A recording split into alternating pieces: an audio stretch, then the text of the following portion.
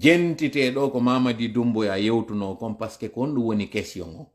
kon ɗum waɗi simo jooɗi pale Mohamed 5 Sékou Touré ya wattoyanoma après asso on kono han joni o suusari yawgol naata Sékou Touré ya kon ɗum o huli Sékou Touré ya kon ɗum haɗi o yaha Sékou Touré ya jentite ɗo moƴƴa ko moni on e yewtude kon ƴitten komi woni e wolde ɗo kon e yewtere makko nden tigi kanko Mamadi Doumbouya nde o waɗuno nden ñande tawno on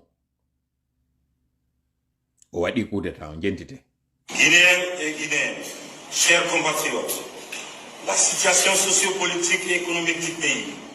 le dysfonctionnement des institutions républicaines, l'instrumentalisation de la justice. Jentite ɗo ko détail on to so kunni woni ɗo ko woni wolde on nanino o discours kono le diable se trouve dans les détails no ɗo détail on ko wonno on nanano jentite ko. Le piétinement des droits des citoyens, l'irrespect des principes démocratiques,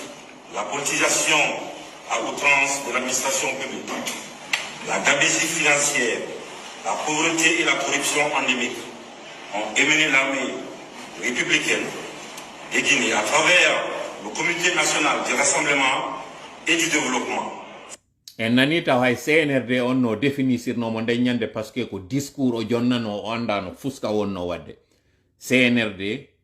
ko Comité national du redressement pour le développement. Mi sikki dey kono kako pour le redressement vers le développement yeggiti kono ay woni CNRD on. Kono kanko on nani no définissiri CNRD on ɗo wolirali no CNRD duyrano. Mais na ɗum ɗo woni détail on kon tigi ɗum ɗo hari ko juste entre parenthèse na kanko winduno discours on ko woɓɓe windi discours on jonni mo tawata on o maîtrisali mo komɓe no woni ɓen en ando e plus tard mi yewto e on ɗum ɗon kono jentite fayin. CNRD à prendre ses responsabilités vis-à-vis du peuple souverain de Guinée et dans sa totalité. Nous avons décidé ainsi, après avoir pris le président qui est actuellement avec nous. Après avoir pris le président qui est actuellement avec nous. Fopino andi bay coup d'état on waɗi ko ata yaltinanede jama on ko image padre ino jooɗi e jullere doloke on ino udditi débarderu makko kono yalti soriɓe no takko makko ino wiide monsieur le président est-ce qu'on a touché à un seul de vos cheveux ɗum ɗon iɗo manditi ɗum ɗon si o vidéo ɗo noon lansoya hande kadi momi yetino on joƴƴinigol makko ka salon on minni on miɗo tawa e atanoɓe hollede on vidéo ka tawata ɗon gibika ɓe yaltinimo ka wonno ɗon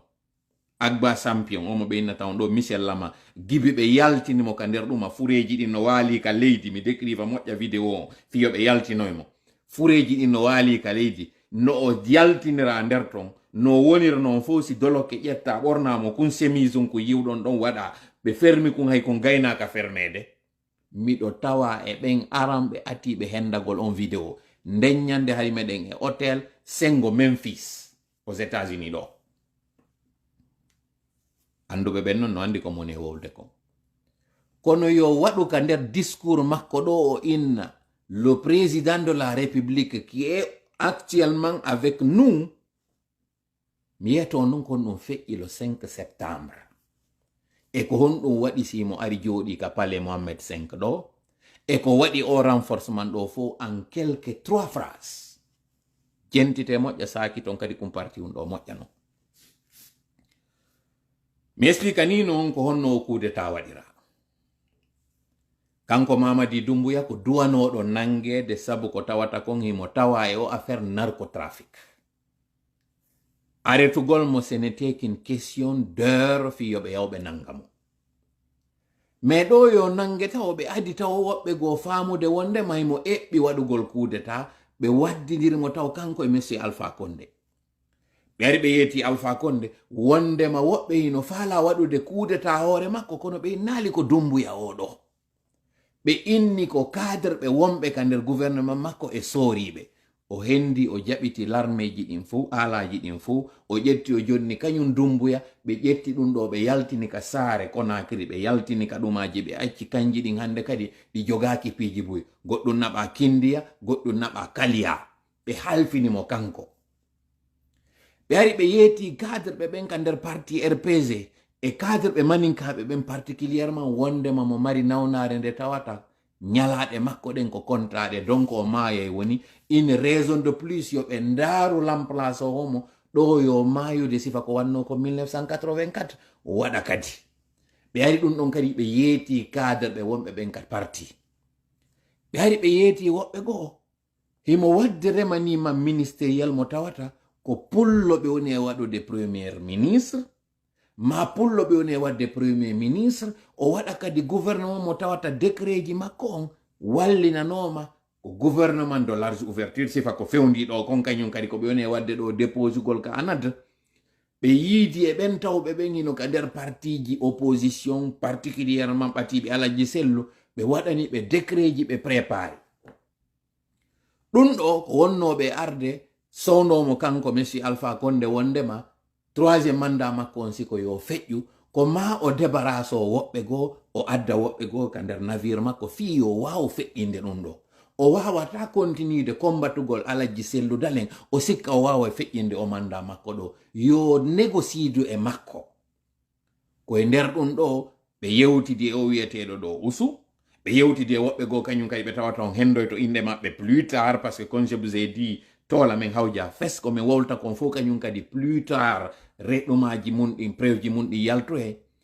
ko ɗum ɗo noon ɓe waɗuɓe o kudeta ari yewti inni jooɗe ɗo laamu ngun fuutike en hingu hotirde fuuta ɓe yeetimo kanko Mamadi tawɗo on ko hanko tun wawi wadde kudeta on wondema hiɗa nangede si a jooɗi keɗo Alpha Condé nangete par ce que koko drogue nanga ɗo kon fuu ko an woni ko huulana ko an wona yahanede ɓe pompimo ha gasi o yimmi o yehi mission taw France o yiidi doye woɓɓe goo toon tawɓe kadi yiɗano monsieur Alpha Condé o hendi garantie so ari o waɗi coup makko on réussi si ɓe sutenayi si réussi saali ɓe wallaymo o wona ka suudu makko no ɓe wallirno goɗɗo goo kañum kadi hawrunoɗo e goɗɗo goo kañum kadi mo andoy ton inde muɗum plus tard jentite moƴƴa ko moni e yewde ko o ari o hewtiti monsieur Alpha Condé no ndaarirde ka droite ko hombo waɗantamo on coup d'état jaka waɗanomo coup d'état on hino ka gauche makko hino takko makko ɗon ñande ɓe immotoɓe ara ɓe waɗa on coup d'état ɗon ɓe accu ha o iwti Turquie mo soodi aalaji ɗi jonnata kañum force spécial on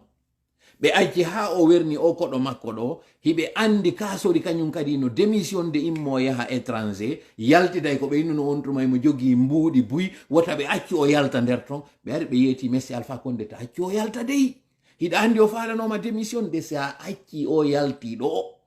o dénonçoyte ka yaasi hande kadi ko wara kon fof koye hoorema wattete ton donc monsieur Alpha Condé ɓay fure on artirama ɓiɗɗo kañum kasori on ɓe inni kañum kasori yaltata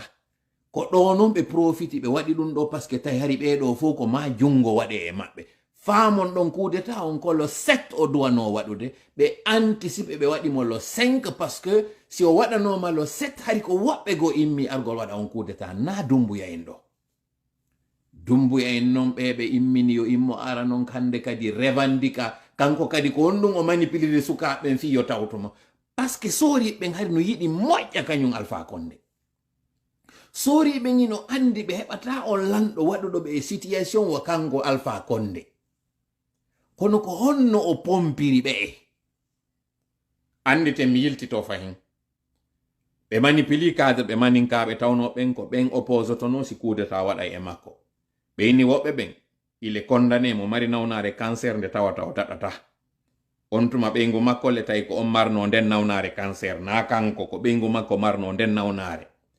ɓe manipuli résultat ji ɗi tawata ɓe hendi rendez-vous ji ɗi monsieur Alpha Condé ƴettani ɓeygu mum ɓe inni ko kanko mari nden nawnare ko kanko ƴettani nden hoore makko o rendez-vous alors que ko ɓeygu makko mari nawnare nden ɓe manipuli ɓen tawɓe ɓen hande kadi joni ko woni e darde ko instinct de survie ko hombo remplaçata Alpha Condé hara ko waɗno kon 84 et 85 ka coup d'état jara hara waɗali ɓe par ce que ɓe andi kamɓe hotguine tuma ɓe ƴetti laamu o nde ɓe accita ƴiiƴe hibba e moƴƴa ɓe falaka no yo ɗen ƴiiƴe hibba donc ɓe validi yo goɗɗo goo ɗaɓɓe walloɓe ɗum ɗon hara o ma yaali ɗo tawa remplaçant ara jon non hiɓe andi hinaka côté élection wawirta feƴƴude hiɓe andi ko ma kudeta waɗa ko hombo no waɗata on kudeta ɓe ari kadi ka nder armée ɓe divise ɓen ɗon ɓe suɓimo kanko siɗon maniti goɗɗo hare no arayno ka oya jiwo ko Sisoko wowlowo non fi on kudeta mo tawata soy mum on ko sigiri iwri fi on kudeta mo tawata ko Mamadi waɗatamo wowlama ka réseau sociaux ji kono Messi Alpha Condé wi wawata gasude ɓe sukaɓe ɓe tawata ɗo miɗo waɗi ɓe dans les meilleures conditions yo taw ko ɓe arata débarkanmi on famay non joni plus tard seede o hoolanoki on ko Mamadi woni ɓawo ku on o yiidi e ɓe sukaɓe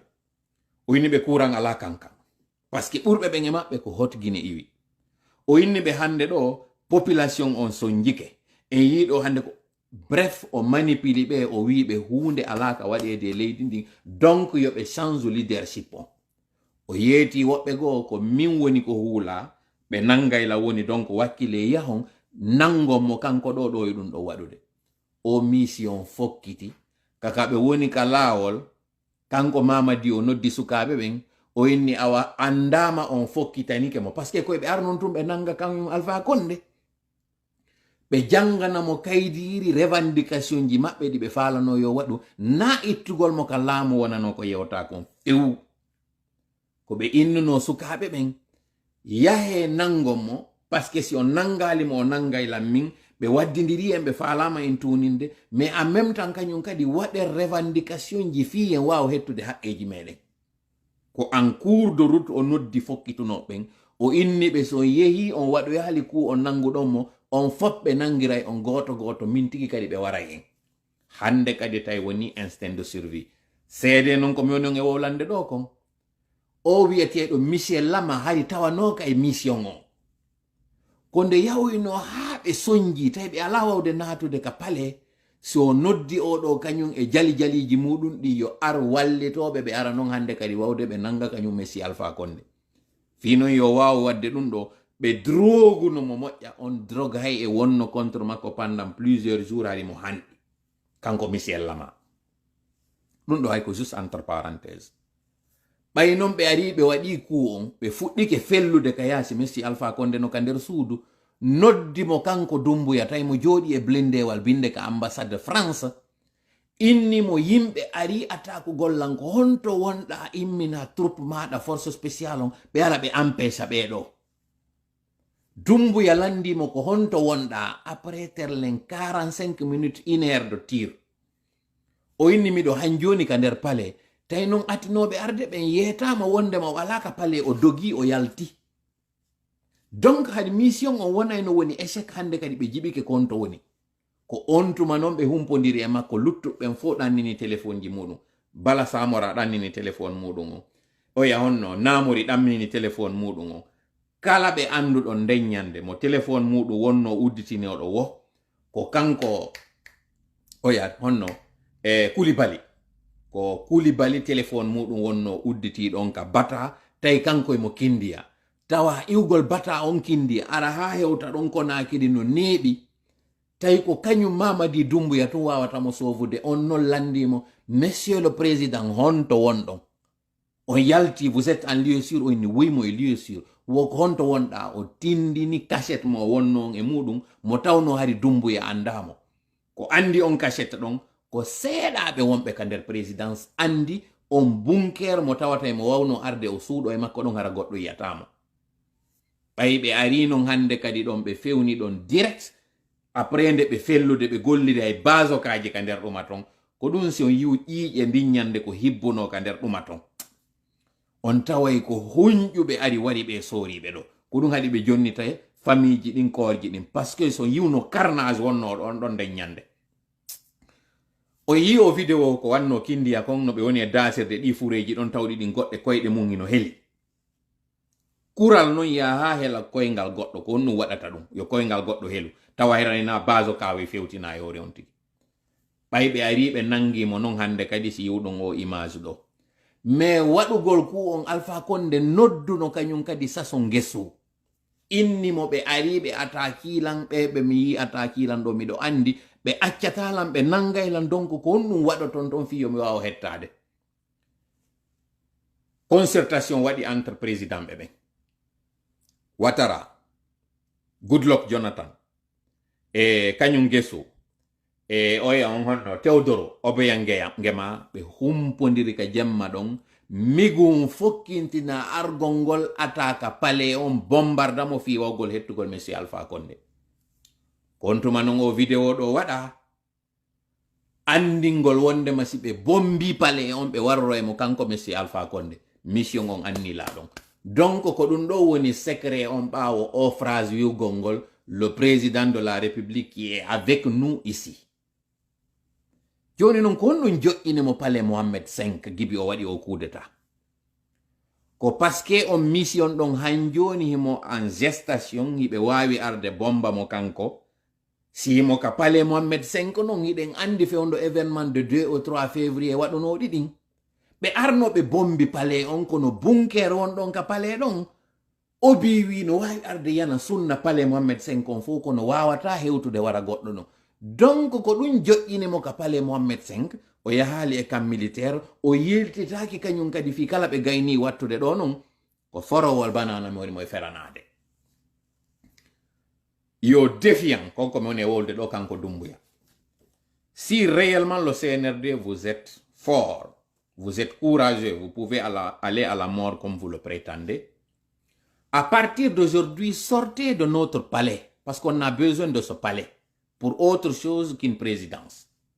Allez à la présidence, puisque vous êtes réellement un président courageux et fort. Allez à Sékou Touré. Sortez du palais. Allez renforcer la sécurité du président à la présidence. L'Assemblée nationale, les députés, c'est à l'Assemblée nationale. Le Premier ministre, c'est à la primature. Et le président, c'est à la présidence.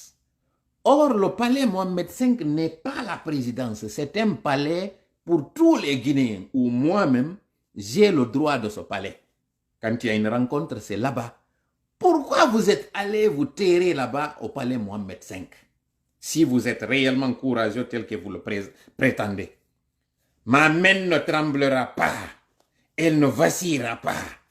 Parce que je suis fort. Nous sommes allés à la mort. Nous avons fait ceci, nous avons fait cela. C'est du pipeau. Pourquoi avoir renforcé le dispositif sécuritaire? Pourquoi avoir choisi de créer une nouvelle force, une nouvelle élite? Pourquoi avoir recruté ces forces spéciales encore? Pourquoi? C'est parce que vous savez que la CEDEAO était en train de préparer cette force qui va venir vous déloger tous les trois. Burkina, Mali et Guinée. Mais c'est par la Guinée que ça commencera. Là où vous avez voulu que ce soit la côte par laquelle vous allez faire entrer les armes pour toutes les autres transitions, c'est là que nous allons venir régler. C'est là que votre compte va être réglé. Alors ne forcez pas la situation. Épargnez le pays de ce bain de sang. Épargnez-nous de ce carnage. Vous savez très bien que vous forcez la situation et ça ne passera pas, ça ne marchera pas. Ceux qui sont parmi vous le savent déjà. Et les rats sont en train de quitter le navire avant qu'il ne coule. Mais ça ne marchera pas. Nous vous avons donné assez de temps et assez d'opportunités, d'occasions et de chances pour reculer face à ce que vous êtes en train de faire. Plutôt que d'être compréhensif, d'aller vers un retour à l'ordre constitutionnel, ne pas avoir goût au pouvoir, vous avez ôté la tenue, vous êtes en train de nous faire une diversion et vous êtes en train de faire un chantage par rapport à ce montant nécessaire pour le retour à l'ordre constitutionnel. Nous ne sommes pas cons, nous ne sommes pas bêtes. Le contribuable de ces pays-là ne servira pas à enrichir vos poches, à payer ces forces armées que vous avez recrutées alors que vous n'en avez pas les moyens, et aussi à boucher les trous aujourd'hui que vous avez entraînés dans les budgets. Ça ne marchera pas. La communauté internationale est au courant de tout ce que vous êtes en train de faire. Nous avons tout documenté, nous avons tout remis à leur disposition. Vous êtes foutus. Malheureusement, vous allez nous mettre en retard en attendant.